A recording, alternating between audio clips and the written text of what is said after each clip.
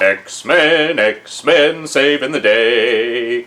X-Men, X-Men coming your way.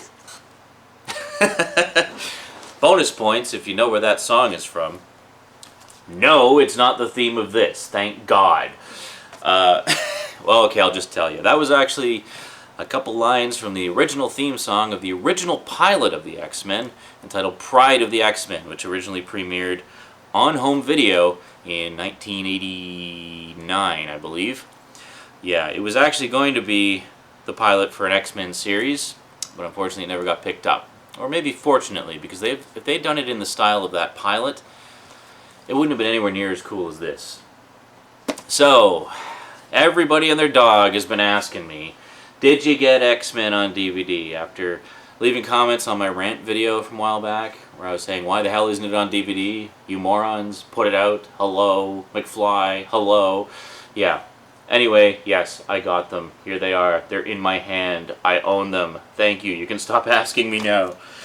Oh, boy. Okay, so it's in-depth review time. We're going to talk about X-Men, X-Men, and I'm going to stop singing today on the Multimedia Chronicles.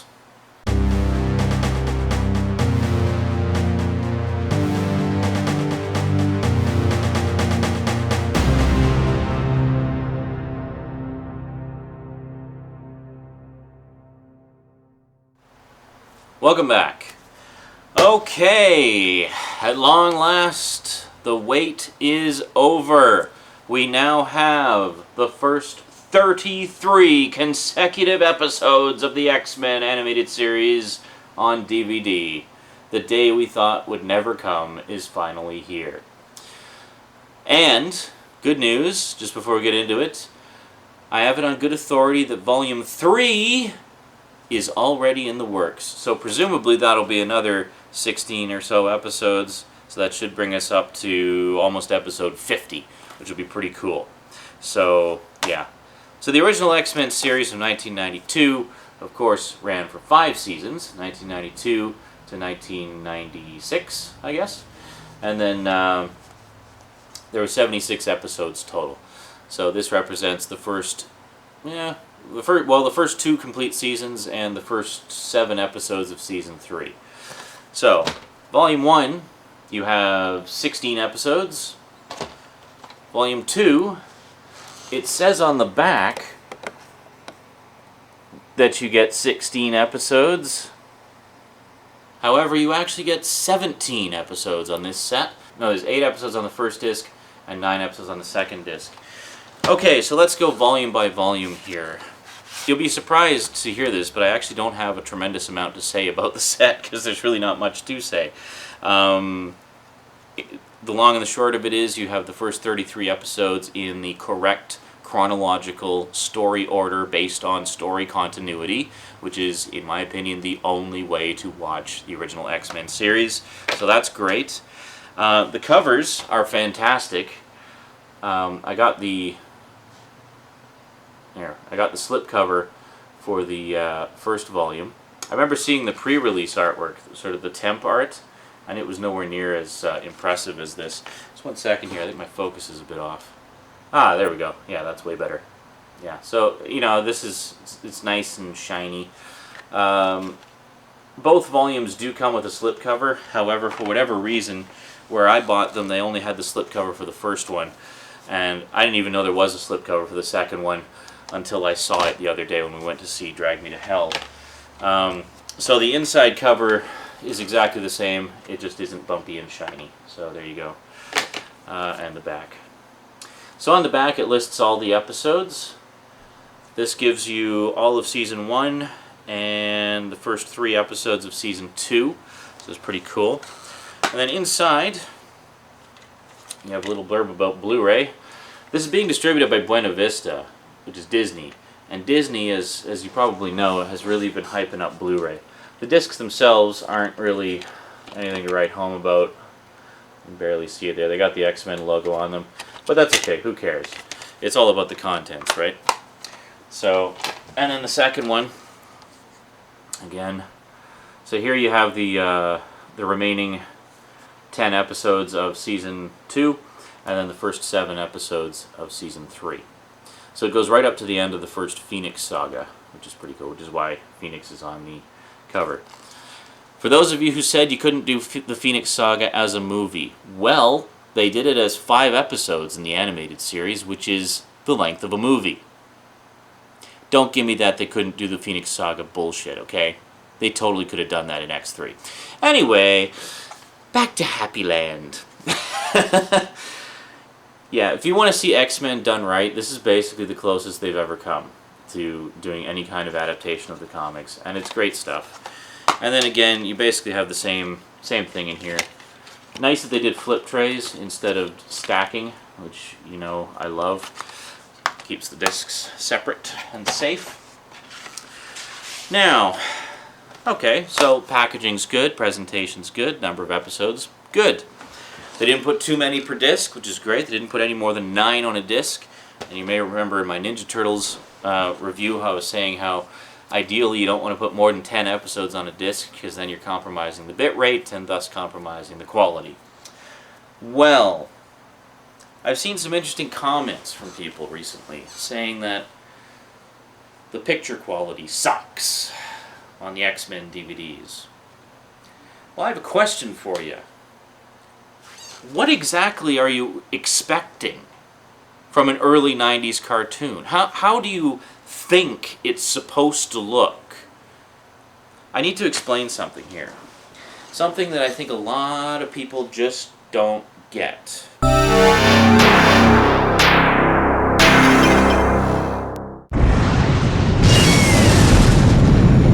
a lot of misinformation out there about remastering and about, okay, let's go back in time here. In the 60s and 70s, TV shows and cartoons and everything were shot, edited, and mastered on film. Then they would take those film prints and transfer them to videotape for distribution to the TV stations. Okay? The 80s and 90s was a different story. The 80s and 90s, it became a lot easier to edit on videotape, not to mention a lot cheaper. So what they would do for things like cartoons is they would do all the animation on film because there wasn't really any kind of still frame method of recording other than film at the time. So they would do all the animation on film, some traditional cell animation, clear acetate sheets over top of painted backgrounds, which is why you see dust and dirt and debris, because it's impossible to keep those things clean 100% of the time unless you're doing all your filming in a clean room and wearing oxygen tanks, and yeah, who the hell's going to work like that? No. Most of the time it's some guy in a dark room all by himself with a cigarette hanging out of his mouth, dropping cigarette ashes and burning holes through the sheets. Well, maybe not, but you know what I mean. Anyway, the bottom line is in the 80s and 90s, stuff was shot on film, but edited and mastered and all post-production done on 1-inch broadcast quality, standard definition videotape. Why? Why would they do that? Why would they not continue to do the whole damn thing on film? Simple. Cost. It's way cheaper to do stuff on video than it is to do it on film. Now here's the thing. The other thing that people do not even think about when they start shooting their mouth off about why isn't this remastered? Blah, blah, blah, blah, blah. Dig the film prints out of the archives. Well, yeah, that's all well and good. It'd be lovely if they could do that, if said film prints still existed. Now think about this. The home video market in the 80s and 90s was completely different from what it is now. I mean, if you would go to a store to buy some stuff on video, 99% of what was available on video was movies, and that was it. There was, occasionally you get a random selection of episodes of a TV show. Some cartoons got decent video releases, stuff like He-Man and Thundercats and Transformers. Those all got pretty good releases on VHS back in the day, but those cases were few and far between. The majority of cartoons got a handful of releases, maybe. It was nothing like today, where we have the TV on DVD market, the TV on Blu-ray market, and all this stuff. We're very spoiled today. I don't think you folks, younger viewers maybe realize just how good we have it now for home video. It's crazy. But back in the 80s and 90s, there just was not the market for it. So there wasn't as much reason to keep the higher quality film prints around. So in a lot of cases, you know, the film prints would be used to film the original footage. It would be transferred to video. All the mastering and editing would be done on video. But then they junk the film prints. They're in a landfill somewhere. They're gone. They're just gone. People wonder why shows like Thundercats and all these other ones aren't remastered. Well, because there aren't any better elements still in existence. The only masters that exist for the majority of these shows are the standard definition 1-inch broadcast tapes. That's it. That's all there is. That's all there ever will be. So, how does X-Men look on DVD? Well, I don't know if they still have the film prints, but I'm willing to wager they don't. Okay? How does it look on DVD? It looks awesome! So right before doing this DVD review, I fired up the first disc here to check out the bitrate, so I could give you a little more information about it.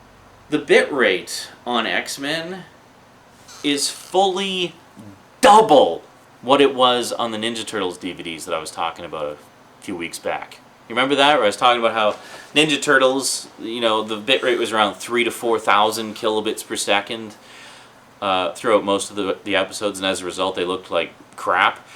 Well, X-Men, the opening titles hover around 8,000 kilobits per second, and the show itself, when you actually get into the meat of the show, hovers around 7. 7! That is phenomenally high for a cartoon DVD. Phenomenally high. So, I don't know what you guys are smoking that you think this looks like crap. And I don't know what you expect it to look like. But this is the best that X-Men has ever looked. And likely the best it will ever look. So enjoy it. This is a great show. And you should all be running out and buying it right now if you like it. Now yes, I do have it on good authority that Volume 3 is in the works. But one thing I did do, even though I didn't have the money to buy them the second they came out, is I checked the sales figures on these when they came out, because I was really curious to know how they were going to do. Because they've been available as bootlegs forever, and I was afraid that maybe the market was saturated with bootlegs, and all the people who wanted it would already have it. Even if you have the best bootleg on the market, this is so much better. And you need to get rid of that bootleg right now and buy the official release. Why? Because by buying the official releases, you're supporting the studio, you're supporting the artists, and you're encouraging the release of more shows down the line. I know a lot of you out there have been saying, hey, what about the 90s Spider-Man series? That was another great show. I totally agree. I didn't see very much of that when it was originally on. I was mainly watching X-Men at the time. But the few I did catch, I thought were fantastic, and I really regretted not having watched it all from the start. So I would love for that show to come out on DVD just so I could see the whole thing. So by buying X-Men, you're only increasing the chances that we'll see the Spider-Man show as well. Not to mention other shows. Maybe Silver Surfer, maybe Fantastic Four and Iron Man. Actually, I think the Fantastic Four one's out already. But maybe the Iron Man show, maybe some of the other stuff. You know, maybe how about the complete set of the 1996 Incredible Hulk series with Lou Ferrigno as the voice of the Hulk. Love to see that one on DVD. Anyway, I checked the sales figures on the first 2 volumes the week of its release on Amazon. I like to see how things are placing in their charts, because it's usually a pretty good representation of how well a title is doing just by checking the Amazon sales charts. And it was in the top 15. Not just for animation. Both volumes were in the top 15. That's 15, not 50. Top 15 sales overall for their movie and TV section, which is like their DVD, Blu-ray, VHS, Laserdisc, Beta, 8mm section. Everything. It was in the top 15 overall for like 2 weeks. So I don't think there's any danger of the rest of the series not coming out, at least as far as Volume 3. How many volumes are there going to be, you might be wondering? I suspect they'll stretch it out to 5. They could do it with 2 more volumes, but I suspect they're going to stretch it out to 5. So we'll get Volume 3 next, and then if that does well, they'll put out Volumes 4 and 5 together, like they did with 1 and 2. And then that'll be all 76 episodes. So, didn't mean this to be quite so ranty, but sometimes you just gotta hammer points home, you know. And besides, I know a lot of you guys enjoy my rants anyway. So, bottom line is X-Men worth getting? Hell yeah. Totally worth getting. The only drawback, I almost forgot, the only drawback, there's no extras. I mean, there is nothing. There is absolutely nothing. Zip, zilch, nada. Oh, aspect ratio. Some people are asking about aspect ratio. It is full screen, 4:3, as originally broadcast, as originally filmed. No cropping, nothing. Looks great, sounds great. Pump up the volume because this has one of the best theme songs I think that any 90s show ever had. Far better than the one I was singing at the beginning. There's no lyrics, actually. It's just action-packed, exciting, get your adrenaline pumping music with lots of cool action shots.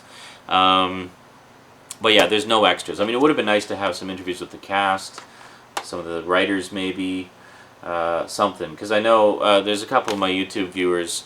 There's one, Carla Loves Rogue, I think, something like that. I'm sorry, I can't remember. You know who you are, and I'm sure you'll post a comment down below because I know you're one of the ones who's been waiting for this review. Was saying that, you know, she's pretty sure that the woman who played the voice of Rogue would be totally game to do an interview and loves to talk about her work and stuff. And she was one of the most beloved characters in the show. So yeah, so hopefully in one of the subsequent volumes we'll get at least a few extras, because. But on the plus side, I mean, the lack of extras just means there was more disc space for the episodes, and the episodes look and sound fantastic.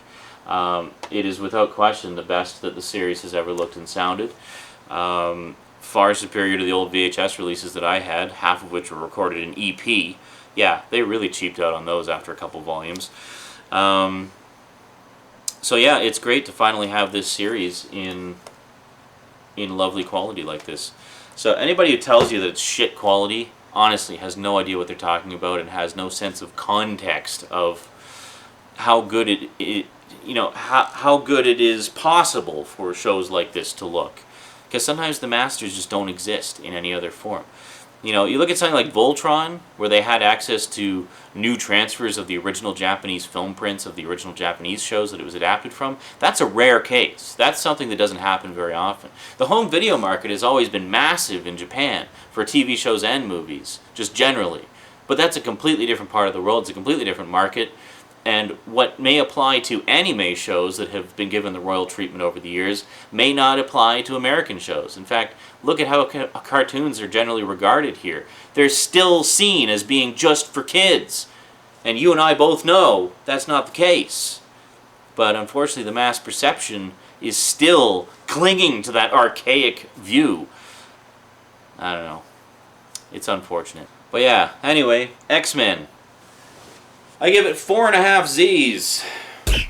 Why only 4.5? Simply because of the lack of extras. Picture quality, sound quality, as good as it's probably ever going to look. Covers are great. The episodes are in the right order. How can you go wrong? Sit back, relax, have a festival, and, you know, buy 2 copies. Give one away as a gift. You'll make another fan happy. Alright, that's it from me to you for now. So until next time, thanks for watching. And sayonara.